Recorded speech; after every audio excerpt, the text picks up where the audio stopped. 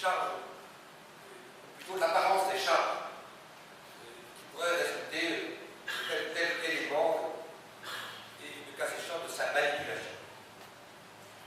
Ça ne devrait pas être un travail très difficile, la défense technique. Ça ne va pas être un travail très difficile. Ce qui est difficile, c'est de se mobiliser, notre énergie pour être entendu et écouté. Sur le plan technique, il y a un témoin qui s'est évaporé, dont le discours s'est dilué, qui a expliqué qu'il avait été torturé, qu'il avait fait des promesses. Il y a tout un contexte psychologique et personnel qui montre que de façon très claire, le crédit attaché à ses premières déclarations sur M. Lourd est évidemment un crédit qui est égal à 0. Il y a un deuxième élément technique qui est la bataille s'agissant des inégalités de procédure. Mais on ne va pas en faire le menu aujourd'hui. On en réserve la primeur aujourd'hui.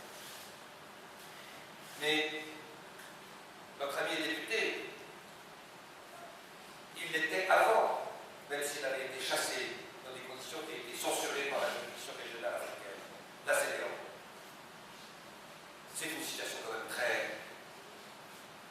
très extraordinaire que cet homme qui est député, j'aurais raison d'insister là-dessus, est obligé de mendier l'autorisation d'aller rencontrer des homologues étrangers ou des amis, ou d'aller à la rencontre de ceux qui veulent écouter son expertise sur ce qui se passe au Togo. C'est une situation qui n'est pas acceptable. Donc il y a un gisement technique d'inégalité